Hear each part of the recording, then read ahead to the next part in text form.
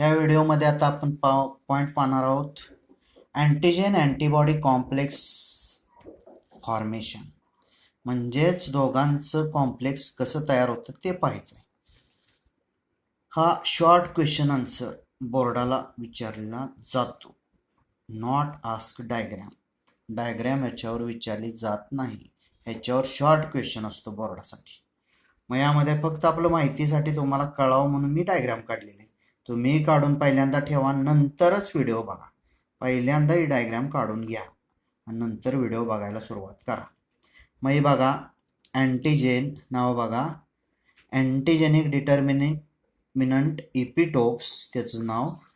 नंतर antigen binding site पॅराटोप, म्हणजे ही इपिटोप आणि हे दाखवलं हे पॅराटोप. इपिटोप म्हणजे अँटीजेनिक डिटर्मिनंट आणि पॅराटोप म्हणजे अँटीजेन बाइंडिंग साईट. इथं काय बाइंड होत असतं तर अँटीजेन. आणि हे जे दाखवलं हे काय, हेवी चेन, हे डार्क ब्ल्यू कलरमध्ये, आणि ही फेंट आहे ते लाईट चेन. हे कशाच्या आहे त्या दोन चेन, अँटीबॉडीच्या, त्याच्यात हे फिट होत असतं काय, अँटीजेन. मग आता पहिल्यांदा त्यासाठी सेरोलॉजीची डेफिनेशन समजावून घ्यायची. डेफिनेशन दोन प्रकारे सांगता येते. मग पहिल्यांदा पहा, the scientific study or diagnostic examination of blood Serum, यालाच काय म्हणतात, इज कॉल्ड ॲज सेरोलॉजी.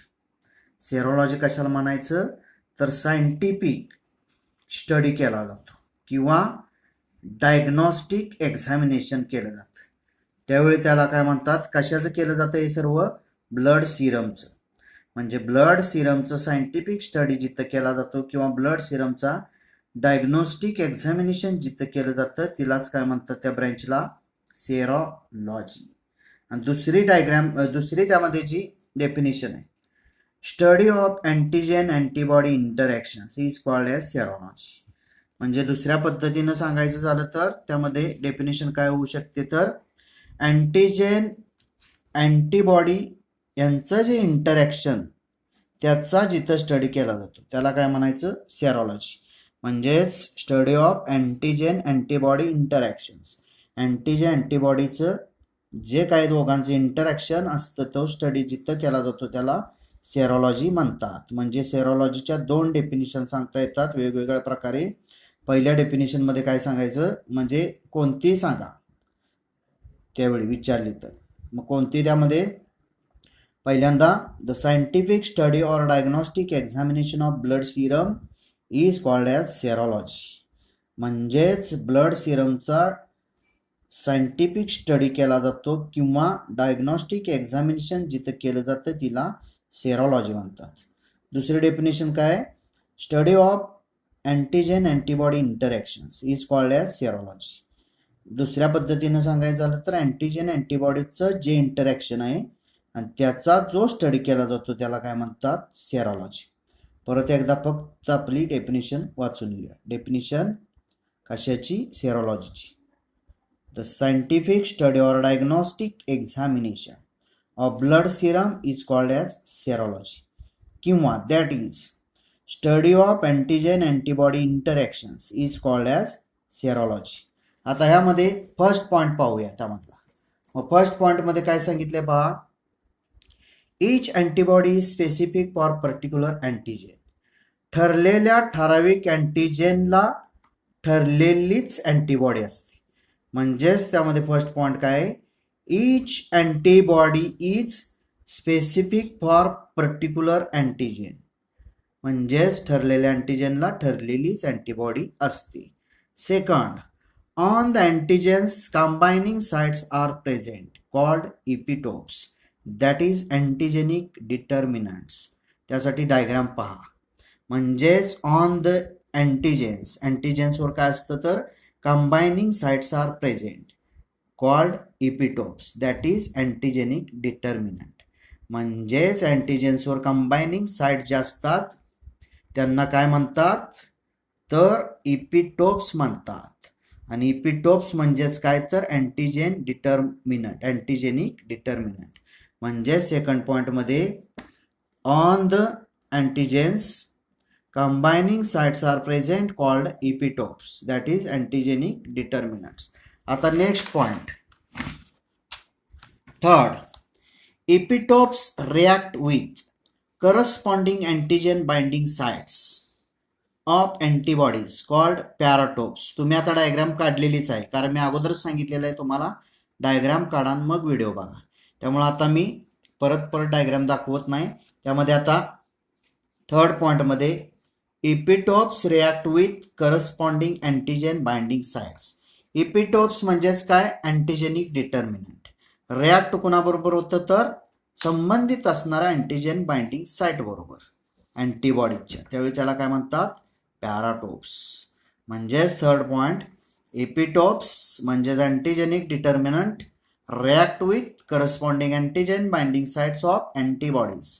म्हणजेच अँटीबॉडीच्या संबंधित असणाऱ्या अँटीजेन बाइंडिंग साइट्सशीच काय होतात? त्या रिॲक्ट होतात, त्यावेळी त्याला काय म्हणतात? पॅराटोप्स.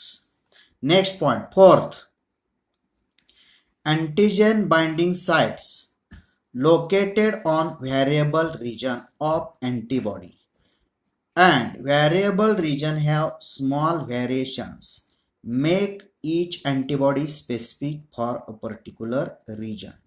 म्हणजेच त्यामध्ये आता डायग्राम तुम्ही काढलेली बघा, त्यामध्ये antigen binding sites located on, कुठं लोकेट झालेले आहेत तर व्हॅरिएबल रिजन ऑफ अँटीबॉडी. मग त्यामध्ये लाईट चेन आणि हेवी चेन दोघांच्या मध्येही दोन रिजन दाखवलेले असतात. एक व्हॅरिएबल रिजन आणि दुसरा असतो तो कॉन्स्टंट रिजन. व्हॅरिएबल रिजन आहे तिथं खाचासारखं स्ट्रक्चर दाखवलंय बघा, खाचा दाखवलेत, म्हणजे तो रिजन कोणता आहे? Variable region. मग त्यामध्ये काय असतं? अँटीजेन बाइंडिंग साइट्स तिथं लोकेट झालेले असतात. And variable region have small variations, मी आत्ता सांगितल्याप्रमाणे खाचा असतात. व्हॅरिएशन्स म्हणजे तिथं खाचासारखं स्ट्रक्चर तयार झालेलं आहे. Make each antibody specific for a particular region. म्हणजेच त्यामध्ये अँटीजेन बाइंडिंग साइट्स लोकेट कुठं झालेले असतात तर फक्त व्हॅरिएबल रिजनवर. मग व्हॅरिएबल रिजन दोघांच्या मध्ये असतात, लाईट चेन आणि हेवी चेनमध्ये. आणि ते जे व्हॅरिएबल रिजन आहे त्यांच्यामध्ये स्मॉल व्हॅरिएशन्स असतात, खाचासारखं स्ट्रक्चर तयार झालेलं असतं. कशासाठी? ते अँटीजेन अँटीबॉडी कॉम्प्लेक्स तयार होण्यासाठी. म्हणजेच फिफ्थ पॉईंट, त्यामध्ये antibody binds to specific antigen in a lock and key manner forming antigen antibody complex. मग अँटीबॉडी जी बाइंड्स होत असते स्पेसिफिक अँटीजेनमध्येच, ती कोणत्या मॅनरमध्ये असते तर लॉक अँड की मॅनर. तुम्हाला आता माहीत आहे, कुलूप आणि किल्ली एकमेकात जसे बसतात तसं यांचं बाइंडिंग असतं. अँटीजेन बरोबर अँटीबॉडी बरोबर बसतात. कोणत्या मॅनरमध्ये? लॉक आणि की मॅनरमध्ये. जसं कुलूप किल्लीचा संबंध आहे आणि त्यांचं जे मॅनर आहे त्या पद्धतीने, त्यावेळी त्याला काय म्हणतात? Antigen antibody complex. तयार झालेले कॉम्प्लेक्स कोणतं असतं? Antigen antibody complex. म्हणजेच fifth point, antibody binds to specific antigen in a lock and key manner forming antigen antibody complex. परत एकदा फक्त पॉईंट वाचून घेऊया. आता सेरोलॉजीची डेफिनेशन नाही पाहिजे, फक्त डायग्राम तुम्ही पहा. त्यामध्ये नावं, heavy chain, light chain, antigen binding site paratope आणि अँटीजेनिक डिटर्मिनंट इपिटोप्स. आता फर्स्ट पॉईंट पहा, each antibody is specific for particular antigen. Second point, on the antigens combining sites are present called epitopes, that is antigenic determinants. Next, third, epitopes react with corresponding antigen binding sites of antibodies called paratopes. वेगळा colour वापरलाय त्यासाठी. Fourth, antigen binding sites located on variable region of antibody, and variable region have small variations make each antibody specific for a particular region. And fifth point, antibody binds to specific antigen in lock and key manner forming antigen antibody complex. आता next point पाहूया. त्यामध्ये antigens on blood cells, म्हणजेच blood सेल्सवर काय पाहिजे आपण, antigens असलेले पाहिजेत. First point, on the surface of human RBCs several known antigens are present. RBCs तुम्हाला आता काय सांगायची गरज नाही, 11वी पासून 9 अगदी तुम्ही 6वी 7वी पासून ऐकता. आरबीसीज म्हणजे रेड ब्लड सेल्स ऑर कॉर्प्युस्कल्स, तांबड्या पेशी, त्यालाच आपण काय म्हणतो, इरिथ्रोसाइट्स. त्याच्या सरफेसवर ह्युमनच्या आरबीसीज आहेत, त्यांच्या सरफेसवर several known antigens are present, म्हणजेच अनेक असे माहीत असलेले अँटीजेन्स प्रेझेंट असतात. हा फर्स्ट पॉईंट, म्हणजेच on the surface of human RBCs several known antigens are present. Second point, different blood groups determined due to presence of antigens. मग आपल्यामधले जे 4 ब्लड ग्रुप पडलेले आहेत, ए बी ए बी आणि ओ, हे जे डिफरंट ब्लड ग्रुप्स आहेत हे डिटरमाइन झालेले आहेत. पण ते कसे झालेले आहेत, तर प्रेझेन्स ऑफ अँटीजेन्स, अँटीजेन्सच्या प्रेझेन्स आणि अब्सेन्सवरच काय झालेले आहेत, डिटरमाइन झालेले असतात डिफरंट ब्लड ग्रुप्स. म्हणजे second point, different blood groups determined due to presence of antigens. Next third point, Landsteiner. मग लँडस्टीनर म्हणजेच कार्ल लँडस्टीनर, के लँडस्टीनर सायंटिस्टचं नाव आहे. Found 2 antigens on the surface of human RBCs which are named as antigen A and antigen B. म्हणजेच त्यामध्ये Carl लँडस्टीनर नावाच्या सायंटिस्टनं human आरबीसीच्या सरफेसवर 2 अँटीजेन्स शोधून काढलेले आहेत आणि त्यानं त्याला नावं दिलेले आहेत अँटीजेन ए आणि अँटीजेन बी. म्हणजेच third point, Landsteiner, Karl Landsteiner found 2 antigens on the surface of human RBCs which are named as antigen A and antigen B. ह्याच्यावर MCQ येऊ शकतो. Fourth point, antigen A and antigen B responsible for types of blood groups. Antigen A आणि antigen B J आहेत हे कशासाठी responsible आहेत, तर blood ग्रुपच्या टाईप डिटरमाइन करण्यासाठी. ते नंतर आपलं डिटेल होणार आहे ब्लड ग्रुप बघताना. मग यामध्ये पहा परत एकदा, अँटीजेन ए अँड अँटीजेन बी कशासाठी रेस्पॉन्सिबल आहेत, तर for types of blood groups. म्हणजे ए बी ए बी आणि ओ हे जे मेन महत्त्वाचे 4 ब्लड ग्रुप आपल्याला माहीत असलेले पडलेले ते ह्या अँटीजेन ए आणि अँटीजेन बी वर पडलेले असतात. आणि fifth point last, there are many genetically determined blood group systems like ABO, Lewis, P, MNS, Duffy, Kidd, Bombay blood group, ETC.